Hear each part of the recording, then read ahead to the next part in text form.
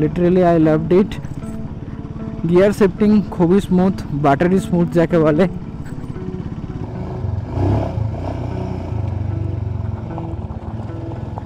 খারাপ রাস্তা এই বাইকটার জন্য কিচ্ছু না, নাথিং নাথিং।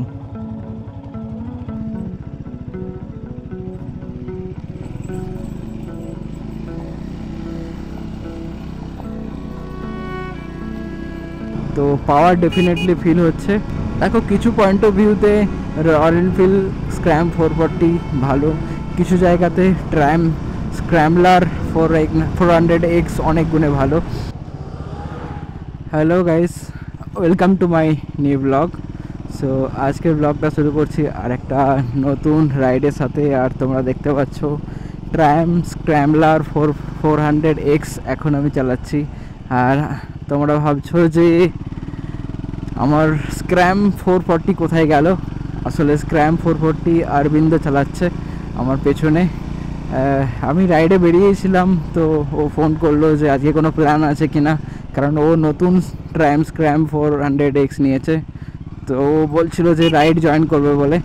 তো বললাম কেন না, তো চলো দুজনেই একসাথে আজকে রাইড করছি। আর তার সাথে তোমাদেরকে একটা কম্প্যারিজনও দিয়ে দেবো যারা স্ক্র্যাম 400X নিতে চাইছো, তো তোমাদের জন্য একটা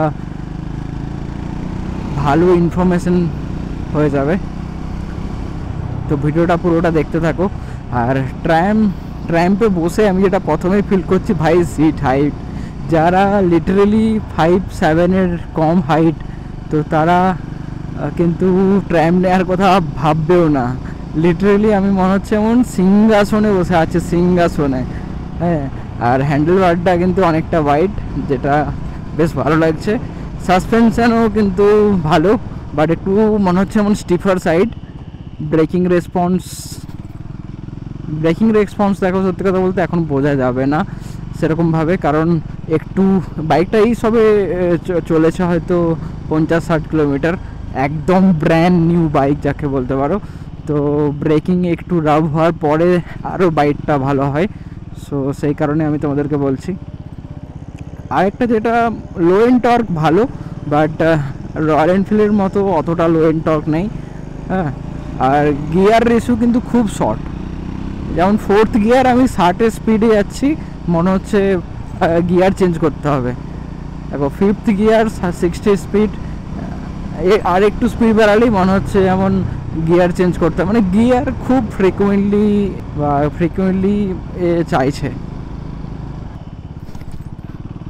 সামনের ব্রেকের বাইটটা কিন্তু অতটা মানে হার্ড না, একটু সফটার সাইডের ব্রেকটা আছে। মনে হয় অর্গ্যানিক প্যাড লাগানো আছে, বা অর্গ্যানিক প্যাড কোম্পানি প্রোভাইড করছে, যার কারণে ব্রেকিং বাইট অতটা মনে হচ্ছে না। কিন্তু পাওয়ার আছে। যাদের টপ এন্ড লাভার যারা, তারা এটা নিতে পারো। এটাও একটা মানে ওভারঅল একটা ভালো প্যাকেজ বলতে পারো। লো এন্ডও মোটামুটি নট অ্যাজ গুড লাইক আরি, বাট যথেষ্ট ফিল পাবে। বাট মিড আর লো এন্ড, মিড আর হাই এন্ড একদম মারাত্মক লেভেলের পাওয়ার আছে মিড অ্যান্ড হাইতে। এখন আমি নতুন বাইক, একে খুব বেশি পুশ করব না। সো বাট আমি ফিল করতে পারছি যে পাওয়ার তো ডেফিনেটলি আছে। 40 PS এর পাওয়ার, আর সেখানে আড়িতে মাত্র 25 PS এর পাওয়ার, অ্যান্ড টর্ক ফিগারও 40 নিউটন মিটার। তো পাওয়ার ডেফিনেটলি ফিল হচ্ছে, বাট সেটা গিয়ে আছে হায়ার RPM-এ। তো যারা লো এন্ড লাভার তারা আড়িতে যেতে পারো, অ্যান্ড যারা হাই এন্ড লাভার মানে যারা টপ স্পিড পছন্দ করো, হাই স্পিড পছন্দ করো, তো তারা ট্রায়াম্পে যেতে পারো। অ্যান্ড প্রাইসের ডিফারেন্সটাও অনেক, সেটা আমি পরে একবার দাঁড়িয়ে তোমাদেরকে বলবো বিস্তারিত। ফিট অ্যান্ড ফিনিশ অনেক কিছু আছে। তো অনেক কিছুই আসলে ভেবে রেখেছি যে অনেক কিছু তোমাদের সাথে বলার আছে। রয়্যাল এনফিল্ড কোথায় ভালো অ্যান্ড কোথায় খারাপ, তো সমস্ত বিবরণ আমি তোমাদের সাথে তুলে ধরবো। আর এর গিয়ার রেশিওটা অনেক শর্ট, যার কারণে তোমাকে মনে হচ্ছে যে হ্যাঁ টর্ক আছে, বাট ফ্রিকুয়েন্টলি গিয়ার চেঞ্জ করতে হচ্ছে আমাকে, ফ্রিকুয়েন্টলি। ও ভাই সাহেব, আমি ভাবছিলাম আরেকটা জিনিস যেটা আমি ফিল করছি, ট্রাফিক কন্ডিশন থেকে বেরিয়ে এসে অনেক কিলোমিটারই আসলাম, বাট আমি ফিল করছি যে হিট। আমি ভাবছিলাম যে আড়িতে একমাত্র হিটিং হয়, বাট না ব্রো, একদম আমার রয়্যাল এনফিল্ডে তো আমি হাই স্পিডে গেলে হিট বুঝতে পারি না, ঠিক আছে, ট্রাফিকে সবথেকে বেশি ওটা মানে ওটা সমস্যা তৈরি করে। বাট আমি দেখো 60-70 স্পিডেও যাচ্ছি, কিন্তু কন্টিনিউয়াসলি যে রেডিয়েটারের গরম হাওয়া বা ইঞ্জিনের গরম হাওয়া সেটা কিন্তু কন্টিনিউয়াসলি আমার পায়ে এসে লাগছে। এটা কিন্তু আমি আমার স্ক্র্যাম 440-র সাথে ফিল করিনি। সো এটা একটা ডিফারেন্স। অ্যান্ড এখনও ভাইজার লাগাইনি, যার জন্য উইন্ডটা আসছে অ্যাজ লাইক এ নেকেড, যেমন সাধারণত নেকেড বাইকে হয়। বাট প্রিমিয়াম ফিল তো ভাই ডেফিনেটলি আছে ট্রাইম্পের মধ্যে। অ্যান্ড এই বার এন্ড মিরর লাগিয়ে রেখেছে।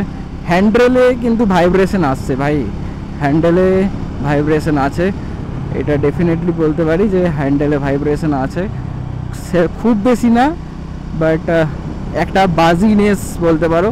কিন্তু রয়্যাল এনফিল্ডে সেরকম বাজিনেস নেই। রয়্যাল এনফিল্ডে যদি তুমি আমি দেখেছি আমার স্ক্র্যাম 440-তে 100 স্পিডেতেও সেরকম বাজিনেস নেই, কিন্তু 100 গেলে একটু বাজিনেস ফিল হবে, তারপরে গেলে একটু ভাইব্রেশন ফিল হয়। বাট এটাতে কন্টিনিউয়াসলি একটা বাজিনেস ফিল করছে, যেটা প্রবলেম কিছুই না, এটা ইউজ টু হয়ে যাবে। বাট যেটা আমি ডিফারেন্সিয়েট ফিল করছি সেটাই আমি তোমাদের সাথে তুলে ধরলাম। অ্যান্ড ট্র্যাম চালানোর জন্য আমি খুব উৎসুক ছিলাম, তো সেজন্য আরও ভালোভাবে আমি এটাকে ফিল করতে চাই। অ্যান্ড তার সাথে তোমাদেরকেও এর এক্সপিরিয়েন্স আমি তোমাদের সাথে শেয়ার করতে চাই। বার এন্ড মিররটা ভালো, খারাপ না, বাট অ্যাডজাস্টেবিলিটিতে আমার একটু মনে হয় ইস্যু। এই দেখো, আমি অ্যাডজাস্ট করতে চাইছি ঠিকই, কিন্তু সেরকমভাবে অ্যাডজাস্ট করতে পারছি না। একটু আমি মনে হচ্ছে আমার একটু ওপরের দিকে গেলে হতো, মানে একদম ফিক্স যাকে বলে। হয়তো আমি লেফট রাইটে এটাকে অ্যাডজাস্ট করতে পারবো, বাট সামনে বা ওপরে আরে দেখতে হলে এটা একটু ডিফিকাল্ট। যাই হোক, এখানে মিররের অপশান আছে, ও খুলে দিয়েছে, সেটা আলাদা ব্যাপার। কর্নারিংয়ে কনফিডেন্স কিন্তু এতে পুরোপুরি পাওয়া যাবে। স্ক্র্যাম 440-র থেকেও এতে কর্নারিং স্টেবিলিটি মনে হয় একটু ভালো হবে, কারণ আমি রাইড করতে করতেই বুঝতে পারছি যে কর্নারিংয়ে সেরা।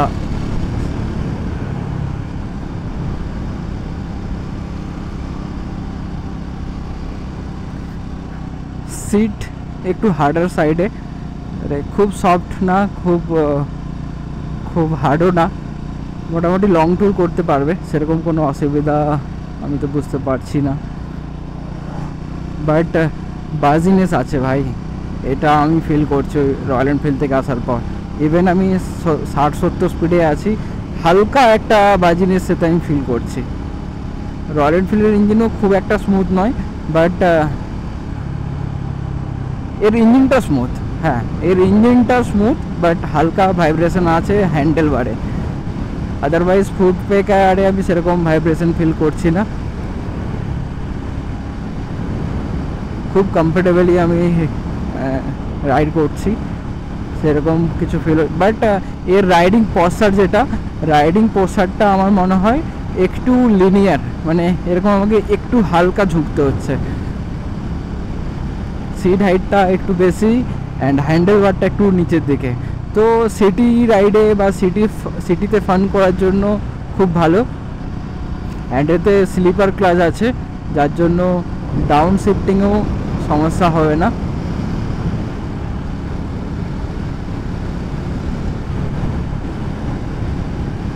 এই বাইকটাতে মনে হচ্ছে যে একে আরেকটু পুশ করো। সো এতে বসে মানে ট্রাইম চালিয়ে আমার মনে হচ্ছে যেমন ট্রাইম চাইছে যে ওকে আরেকটু র্যাপ করা হোক। বাট অপোজিট সাইডে রয়্যাল এনফিল্ড হচ্ছে যে পুরোটা difference. Royal Enfield calm, relax and যাকে বলে ধীরে সুস্থে চালানোর মতো একটা বাইক। ক্লাচ কিন্তু খুবই লাইট। রয়্যাল এনফিল্ডের থেকে ক্লাচে অনেক গুণের লাইট। ওভারটেকিং করার জন্য আমি 60 স্পিডে আছি, দেখবো এখানটা ও থ্রটাল দেওয়া মাত্রই ও পাম্প আউট করছে একদম। আমি কোথাও কনফিডেন্স তো লুজ করছি না।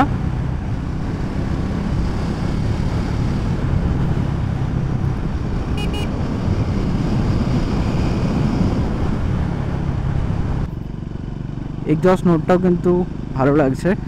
Exhaust note not good and not bad. আরির মতো অতটা থাম্পি নয়, বাট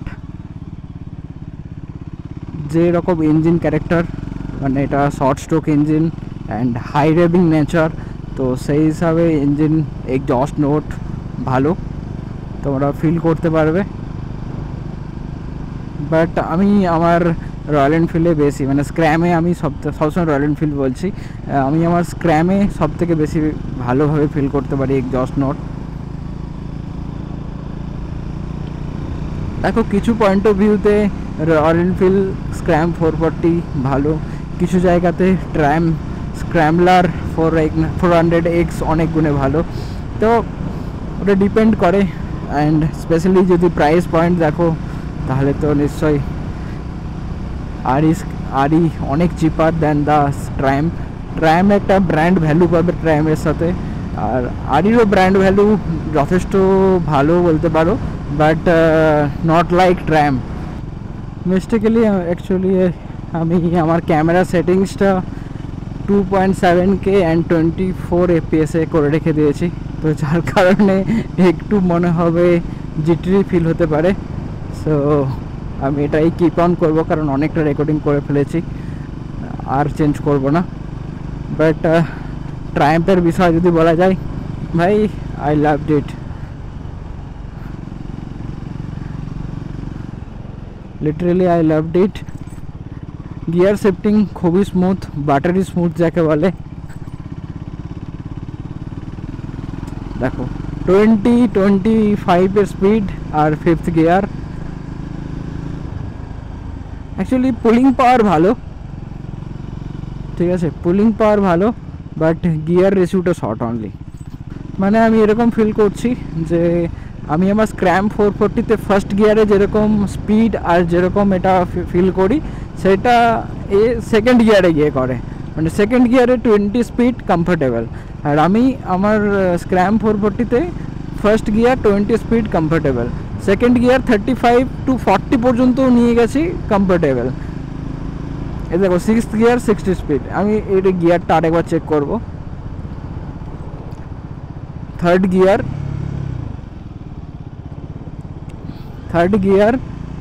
40 স্পিড আনকমফোর্টেবল লাগছে, 4th gear 40 speed is comfortable. Okay okay okay, মানে আরিতে আমি থার্ড গিয়ার 40 স্পিড মানে কিছু মনেই হয় না, মানে ইঞ্জিন অনেক রিল্যাক্স থাকে। এতে অনেকটা আমার মনে হচ্ছে যে একটু ইঞ্জিন ভাইব্রেট করছে, ইঞ্জিন হাই র্যাব করছে।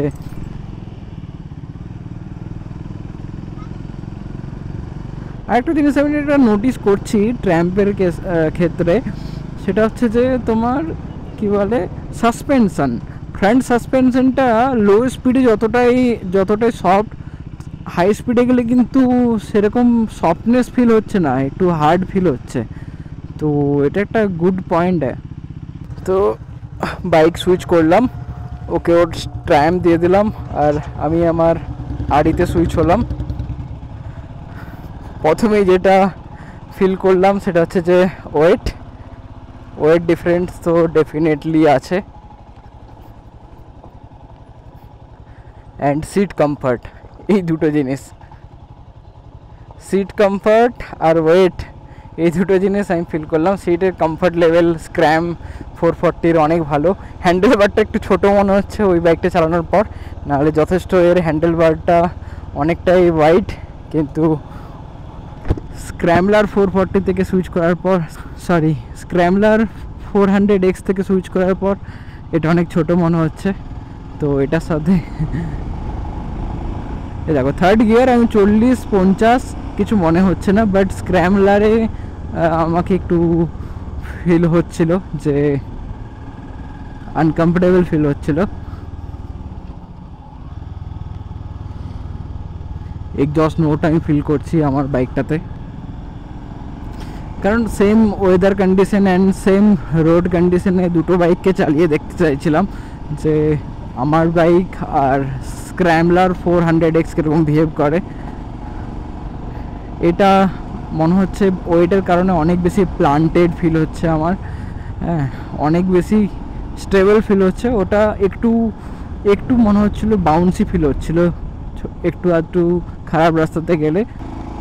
এইরকম জায়গাতে দুটোর সাথেই ফান করতে পারো, বাট এই যেমন হিল ক্লাইম্ব করছি এতে আমার মনে হয় যে আরই পারফরমেন্স গুড।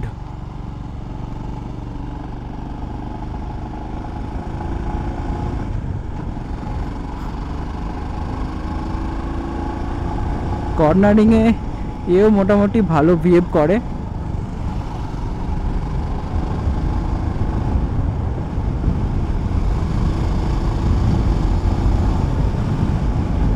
গুড, বাট কর্নারিংয়ে আমি বেশি কনফিডেন্ট পাচ্ছিলাম ট্রায়াম্পের সাথে, কারণ আমি দুটোকেই কম্পেয়ার করছি, তাই জন্য ভাবলাম যে এটাতে আমি কীরকম ফিল করি সেটা একবার দেখব। সো গাইস, অনেক রাইড হলো, তো এতটা রাইড করার পর ডেফিনেটলি আমি তোমাদের সাথে একটা আমার এক্সপিরিয়েন্স শেয়ার করতে পারি। ট্রায়াম্পও আমি অনেকটা রাস্তা চালিয়েছি, প্রায় 40-50 কিলোমিটার হবে। অ্যান্ড আমার বাইকটা তো আমি এতদিন ধরে চালাচ্ছি, অ্যান্ড তার সাথে অফ রোডিংও করলাম। অফ রোডিংয়েও দুটোতেই ভালো রকম মজা পাচ্ছিলাম, কিন্তু আমি বেশি কনফিডেন্স যেটাতে ফিল করছিলাম সেটা কিন্তু হচ্ছে আমার স্ক্র্যাম 440-তে, কারণ লো এন্ড টর্ক একটা ফ্যাক্টর যেটা অফ রোডিংয়ে খুব বেশি হেল্প করে। অ্যান্ড আমার টায়ারটা হচ্ছে যে অফ রোডিংয়ের জন্য খুবই ভালো, অ্যান্ড এতে যে টায়ারটা আছে সেটা অন রোড ফ্রেন্ডলি বেশি। রোডেতে খুব বেশি কনফিডেন্স পাওয়া যাচ্ছে লিনিং করার সময় বা কর্নারিং করার সময়, বাট অফ রোডিংয়ে একটু কম কনফিডেন্স পাচ্ছিলাম এটাতে।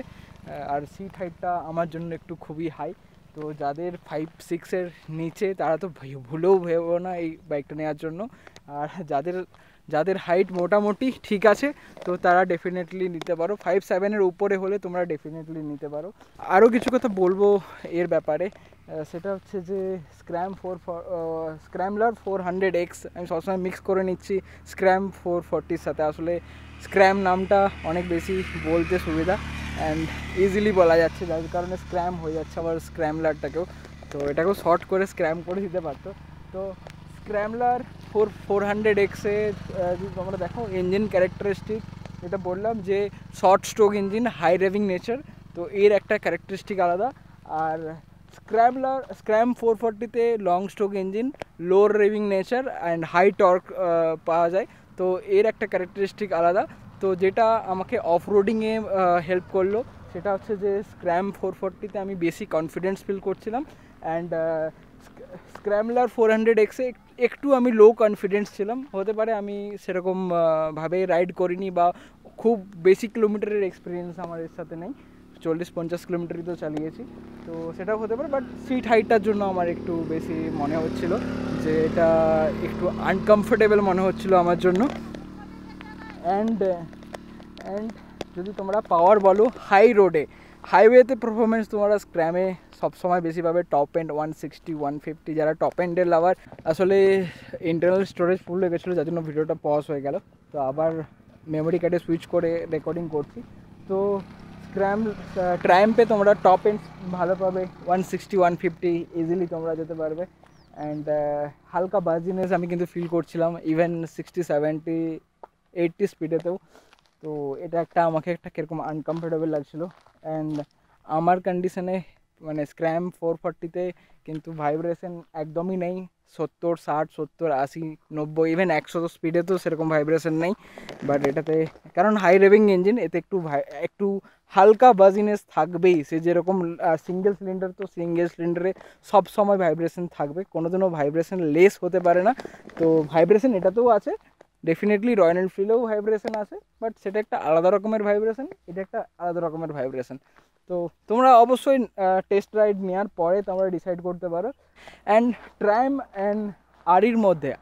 আর আরির মধ্যে সবথেকে বড় ডিফারেন্স অ্যান্ড বড় ফ্যাক্টর যেটা হলো সেটা হচ্ছে যে ফিট অ্যান্ড ফিনিশ, যেটা আড়িকে ম্যাচ করতে হলে অনেক বেশি পরিশ্রম করতে হবে আড়িকে এখনও, কারণ আড়ি সেই দিক দিয়ে অনেক পেছিয়ে আছে। আর ফিট অ্যান্ড ফিনিশের মানে দিক দিয়ে ট্রায়াম্ফ অনেক অনেক অনেক ভালো। এক একটা বোল্ট, এক একটা নাট, এক একটা ওয়্যারিং, এক একটা যেখানেই তুমি তাকাবে, যাবা যেদিকেই তুমি দেখবে, সেখানেই তোমরা এর ফিট অ্যান্ড ফিনিশ লেভেলটা বুঝতে পারবে যে কী লেভেলের ফিট অ্যান্ড ফিনিশ। এ দেখো প্রত্যেকটা বোল্ট স্পেশালি ডিজাইন করেছে এই গাড়িটার জন্য। হ্যাঁ, একটা প্রত্যেকটা হার্ডওয়্যার খুবই খুবই ভালো অ্যান্ড খুবই নিট অ্যান্ড ক্লিনভাবে সব কিছু করা হয়েছে। কোনো জায়গাতে যেমন হ্যান্ডেলের এখানে ওয়্যার বা যেসব রাউটিং যাচ্ছে বা ওয়্যারিং হার্নেস যাচ্ছে, সেগুলো কোথাও গিয়ে তোমাকে মেসি একটা ফিল হবে না। সব একদম নিট অ্যান্ড ক্লিনভাবে রাখা, মানে রাউটিং করেছে। অ্যান্ড সেই জায়গাতে আরই যদি তুমি দেখো, এখানে কীরকম বাজেভাবে রাউটিং করা হয়েছে। হ্যাঁ, যেখান দিয়ে সেখান দিয়ে পাইপ যাচ্ছে, তো এটা একটা মেসি টাইপের একটা লুকস এতে আছে। দেখো এই ওয়্যার রাউটিং এতে, দেখো এখানে যদি তোমরা তার দেখো বা ওয়্যারগুলো দেখো, এখানে হার্নেসগুলো দেখো, এগুলো একটা মেসি ভাব একটা আছে, মানে সেরকমভাবে ফিট অ্যান্ড ফিনিশ নেই। আর দেখো ট্রায়াম্ফে দেখো কত সুন্দর, একটাই জাস্ট একটা সিঙ্গেল ওয়্যারিং হার্নেস যাচ্ছে, তার মধ্যে সমস্ত তারগুলো এর মধ্যে আছে। তো এর জন্য এটাতে ফিট অ্যান্ড ফিনিশ খুব ভালো মনে লাগছে। অ্যান্ড এখানে আড়িতে তোমরা যদি দেখো মাল্টিপল কেবলস একসাথে জড়ো করে রেখেছে, যেটা একটু তোমাদেরকে মনে হতে পারে actually brand to brand vary করবেই, কারণ ট্র্যাম যেখানে তোমার কস্ট নেয় 3.5 লাখ 3,30,000 এরকমের কাছাকাছি, আর সেখানে তুমি আড়ি তার থেকে 1 লাখ টাকারও কমে, মানে 1 লাখ টাকা কমে তোমরা পেয়ে যাচ্ছ। তো কস্ট ডিফারেন্সও আছে, সেটা বলাটা ভুল যে কস্টও অনেক কিছু ম্যাটার করে। তো যারা ভ্যালু ফর মানি খুঁজছো, যাদের বাজেট একটু টাইট, তারা অবশ্যই স্ক্র্যাম 440 নিতে পারো। অ্যান্ড যাদের বাজেটের কোনো সমস্যা নেই, যারা টপ অ্যান্ড পারফরমেন্স চাও, গুড ফিল ফ্যাক্টর চাও, প্রিমিয়ামনেস চাও, তারা অবশ্যই ট্রায়াম্ফে সুইচ করতে পারো। ডেফিনেটলি এটাও একটা ভালো বাইক, লং রাইডের জন্য দুটোই ভালো হবে। এটা হাই রোডে বেশি পারফরমেন্স করবে ট্রায়াম্ফ, আর স্ক্র্যাম আরই অফ রোডিংয়ে সব থেকে ভালো পারফরমেন্স করবে। তো যেটা আমি এত দূর চালিয়ে বুঝলাম, সেটাই তোমাদের সাথে আমি শেয়ার করলাম। ভিডিওটা ভালো লাগলে একটা লাইক দিয়ে জানিও, আর আমার চ্যানেলটা অবশ্যই সাবস্ক্রাইব করো এরকমই কন্টেন্ট পাওয়ার জন্য। সো চলো, আবার দেখা হবে তোমাদের সাথে আর একটা নতুন ভিডিওর সাথে। সো আজকের ভিডিওটা আমি এখানেই শেষ করব। So bye bye.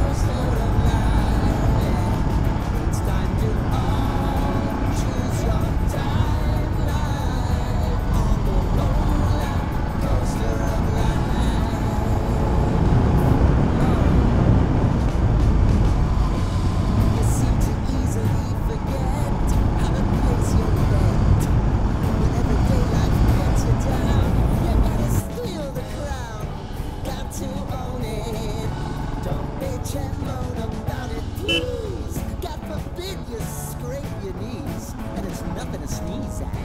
Oh, I've told you over